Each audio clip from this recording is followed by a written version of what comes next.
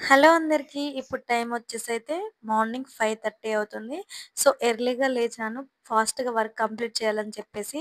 నేను YouTube start చేసినప్పటి నుంచి నాకైతే అసలు టైం సరిపోవట్లేదు.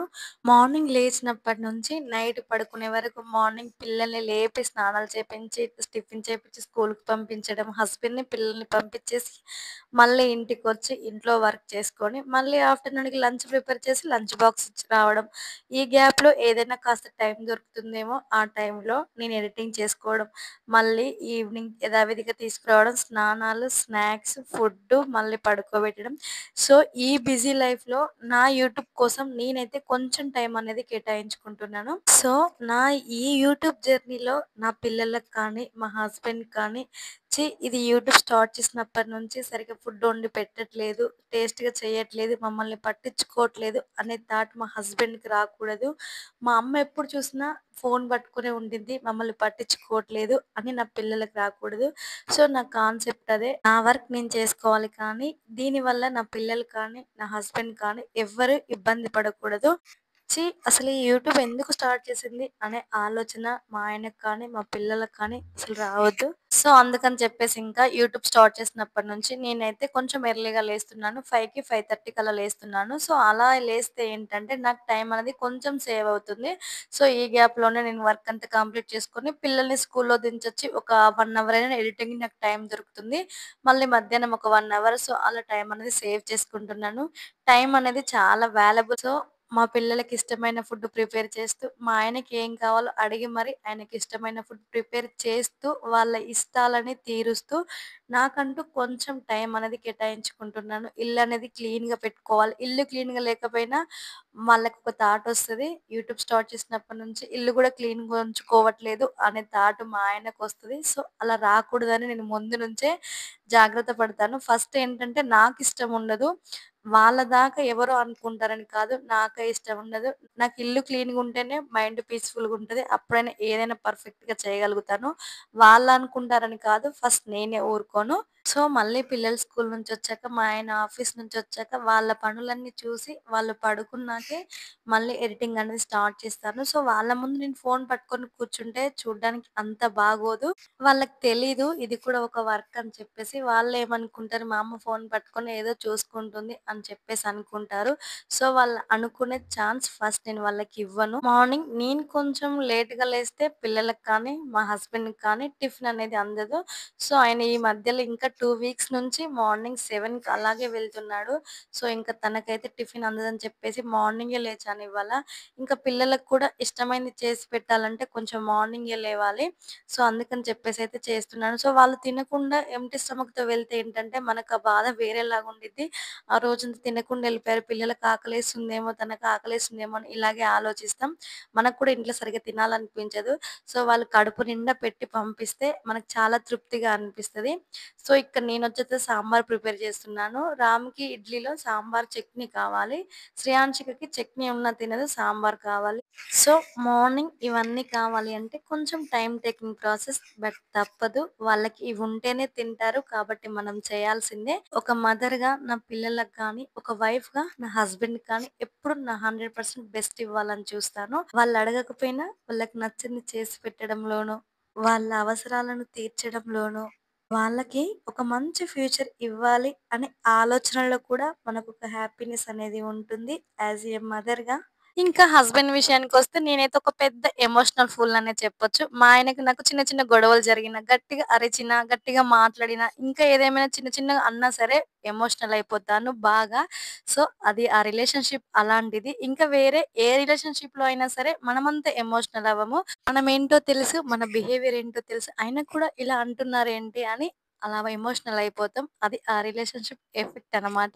నాకు, రామ్‌కి చాలా గొడవలైతే పెద్ద పెద్ద గొడవలు కూడా అవుతాయి.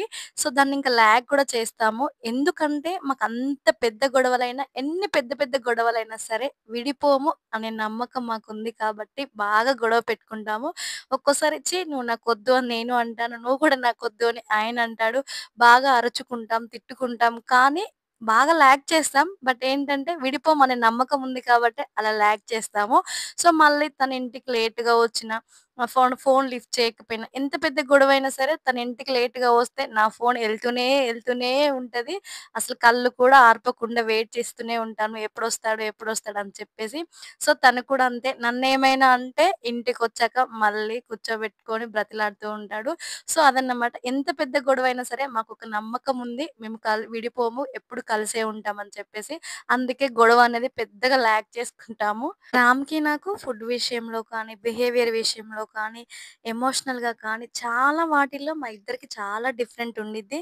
అయినా సరే ఈ 8 ఇయర్స్‌గా లైఫ్ అనేది లీడ్ చేస్తున్నాము. చాలా బెటర్‌గా, చాలా హ్యాపీగా. దీనికి కారణం ఒకరినొకరు అర్థం చేసుకోవడం అనడం దానికంటే ఒకరి మీద ఇంకొకరికి చాలా ప్రేముందని చెప్పొచ్చు. తను తింటే చాలులే, తను హ్యాపీగా ఉంటే చాలని నేను అనుకోవడం, ఈక్వల్‌గా తను కూడా అలాగే అనుకోవడం వల్ల మా రిలేషన్‌షిప్ ఇంత స్ట్రాంగ్ ఉందని నేను అనుకుంటాను. మళ్ళీ ఎన్ని గొడవలైనా సరే ఒక 1 డే ఉంటామేమో మాట్లాడుకోకుండా అంతే. ఇంక అంతకు మించి అయితే ఉండలేము. సో, అదే చాలా ఎక్కువ అనిపిస్తది. ఇంకొక విషయం ఏంటంటే ఏదైనా గొడవ జరిగితే నేను ఆ గొడవను మర్చిపోయి మాట్లాడలేను. నాకు దానికి ఒక క్లారిఫికేషన్ రావాలి. అసల గొడవ ఎందుకు జరిగింది? దేనివల్ల జరిగింది? అని నాకొక క్లారిఫికేషన్ రావాలి. మళ్ళీ మేమిద్దరం కూర్చొని దాని గురించి డిస్కస్ చేసుకోవాలి. సో, అప్పుడే నేను మళ్ళీ తనతో ఫ్రీగా మూవ్ ఆన్ అవుతాను. సో, తనలా కాదు. జరిగిందేదో జరిగిందిలే వదిలేయి ఇప్పటి నుంచి బావుందాం అంటాడు. సో, నేనలా ఊరుకోను. అదసలు ఎందుకు జరిగింది? ఎవరి వల్ల? నీ వల్ల జరిగిందా? నా వల్ల జరిగిందా? మిస్టేక్ ఏంటో తెలుసుకొని దాన్ని మళ్ళీ ఇంకోసారి రెక్టిఫై అవ్వకుండా చూసుకుందాం అని చెప్పేసి నేను కంపల్సరీగా దాని గురించి మళ్ళీ ఇంకో రోజు డిస్కషన్ పెట్టి కూర్చోబెట్టి మాట్లాడతాను. తనేంటంటే జరిగిందేదో జరిగింది మర్చిపోయి ఇప్పటి నుంచి బావుందాం అంటాడు. సో, నేనలా కాదు. కంపల్సరీ అది ఎందుకు జరిగిందో తెలుసుకోవాల్సిందే. అప్పుడే తనతో నేను చాలా ఫ్రీగా మూవ్ అవుతాను. మనసులో అలాగే దాచుకొని పైకే నవ్వుతూ మాట్లాడడం రాదు. ఎందుకంటే మనసులో బాధున్నప్పుడు పైకి నవ్వనేది నాకైతే అస్సలు రాదు. సో, అందుకని చెప్పేసి తెలుసుకోవాల్సిందే. ఇంకొకటేంటంటే నాకేం కావాలో తనే తెలుసుకొని నాకు సర్ప్రైజ్ గిఫ్ట్ ఇవ్వాలి, సర్ప్రైజ్‌గా ఇవ్వాలని నేనైతే తన నుంచి ఎప్పుడు ఎక్స్‌పెక్ట్ చేయను. రామ్ నాకిది కావాలని చెప్పేసి డైరెక్ట్‌గా నేను తనకే కన్వే చేస్తాను. ఎందుకంటే ఫస్ట్ నుంచి తనేంటో నాకు తెలుసు. సో, ఇలా సర్ప్రైజ్‌లు ఇవ్వడం, తెలుసుకోవడం ఆయనకి రాదు. అందుకని చెప్పేసి నాకేం కావాలి, ఏంటని చెప్పేసి నేను తనని డైరెక్ట్‌గా అడిగి మరి తీసుకుంటాను. సో, మేము హ్యాపీగా ఉండడానికి ఇది కూడా ఒక రీజన్ అని చెప్తాను. ఎందుకంటే ఎక్స్‌పెక్టేషన్స్ పెట్టుకోవడం, సో, ఆ ఎక్స్‌పెక్టేషన్స్ రీచ్ అవ్వకపోవడం వల్ల మళ్ళీ మూడ్ ఆఫ్ అవ్వడం, గొడవలవ్వడం, నేనిది తెస్తావనుకున్నాను తేలేదు, నువ్విది ఇస్తావనుకున్నాను ఇవ్వలేదు అని చెప్పేసి ఈ గొడవలు పెట్టుకోవడం కంటే, ఆ పర్సన్ ఏంటో మనకు తెలిసినప్పుడు వాళ్ళ వేలోనే వెళ్ళి హ్యాపీగా ఉండడం చాలా మంచిది. సో, దీనివల్ల కూడా రిలేషన్‌షిప్ అన్నది ఇంకొంచెం స్ట్రాంగ్‌గా అవుతుందని నేను బాగా నమ్ముతాను. ఇంకా పర్సనల్ లైఫ్‌కొస్తే నేను చాలా ఎమోషనల్. ఒక ఎగ్జాంపుల్ ఏంటంటే నాకు ఫీవర్ వచ్చిందనుకోండి, ఇంకేదైనా హెల్త్ ఇష్యూ వస్తే రామ్ దగ్గరుండి చూసుకోవాలని నేను చాలా ఎమోషనల్‌గా వెయిట్ చేస్తూ ఉంటాను. రామ్ ఏంటంటే ఒక టాబ్లెట్ ఇస్తే తగ్గిపోతుంది కదా!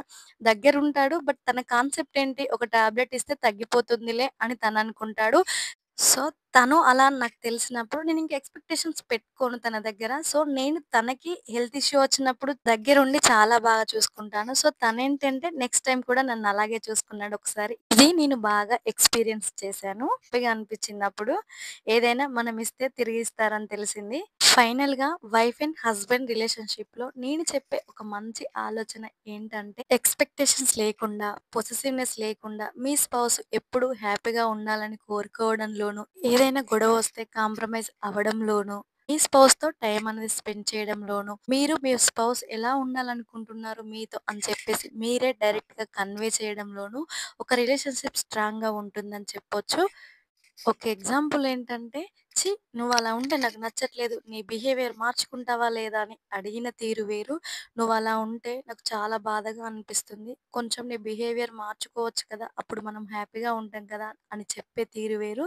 సో, మనం కన్వే చేయడంలోనే సగం గొడవలనేది తగ్గించొచ్చు. సో, ఒక బ్యూటిఫుల్ రిలేషన్‌షిప్‌కి ఇవన్నీ స్ట్రాంగ్ పిల్లర్స్ అని చెప్పొచ్చు. టైం అనేది వాల్యుబుల్ అని ఎందుకన్నానంటే, నేను గ్రాడ్యుయేషన్ కంప్లీట్ అయినంక చాలా సీరియస్‌గా గ్రూప్స్ కోచింగ్ తీసుకుంటున్నాను. నోటిఫికేషన్స్ కూడా పడ్డాయి అప్పుడు. సో, అప్పుడు రామొచ్చి ఇంకా మ్యారేజ్ చేసుకుంటాననడం, ఇంట్లో అడగడం ఇవన్నీ జరిగిపోయినాయి. ఒక 1 ఇయర్ కూడా టైం ఇవ్వలేదు. ఒక 1 ఇయర్ అయినా వెయిట్ చేయమని చాలా అడిగాను. సో, ఎవరు వెయిట్ చేయలేదు. సో, ఒకవేళ అప్పుడే నాకు టైం ఇచ్చుంటే ఇప్పుడు నేను గవర్నమెంట్ జాబ్ చేసుండేదాన్నేమో. సో, మళ్ళీ ఆ టైం అనేది నాకెప్పటికి తిరిగి రాదు. ఒకవేళ ఇప్పుడు ప్రిపేర్ అవుదామని అనుకున్నా కూడా అసలు నాకు టైం అనేది సరిపోవట్లేదు. పెళ్లి, ఆ తర్వాత పిల్లలు, ఇప్పుడు వాళ్ళ బాగోగులు చూసుకోవడం. సో, ఇవే సరిపోతుంది. మైండ్ కూడా అప్పుడున్నంత ఫ్రెష్‌గా, షార్ప్‌గా ఇప్పుడు లేదనే అనుకోవాలి. సో, ఇప్పుడు టెన్షన్స్, ఆలోచనలు ఇవన్నీ వీటి మధ్యలో ఇప్పుడు ప్రిపేర్ అవ్వడం అంటే చాలా కష్టం. సో, అలా జరిగిందనమాట. అప్పుడే ఆ టైం అయితే నాకు ఇంకెప్పటికి తిరిగి రాదు. చాలా సార్లు ఫీల్ అయ్యాను. కానీ ఇంకేం చేద్దాం, మన తలరాతలో అది అలా జరగాలనుంది. జరిగింది ఇంకంతే. సో, మీతో మాట్లాడుకుంటూనే నేనైతే సాంబార్ చేశాను, చట్నీ చేశాను, ఇడ్లీ కూడా చేశాను. అప్పటికే మా ఆయన నాకు లేట్ అవుతుంది, లేట్ అవుతుందని ఒక పక్క చెప్తూనే ఉన్నాడు. అంత మార్నింగ్ లేసినా కూడా టైం అనేది సరిపోలేదు. సో, అలా ఉండిద్ది. ఒకప్పుడు రామ్ బాగా హెల్ప్ చేశాడు నాకు ఇంట్లో వర్కు.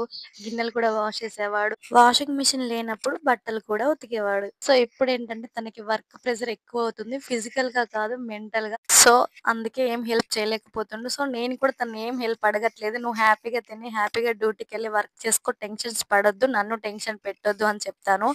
తన ఆఫీస్ టెన్షన్స్ కూడా నాకే టెన్షన్‌గా అనిపిస్తాయి ఒక్కోసారి. ఫైనల్‌గా పిల్లల్ని పంపించేసి ఇంక నేను కూడా రెడీ అయిపోయాను.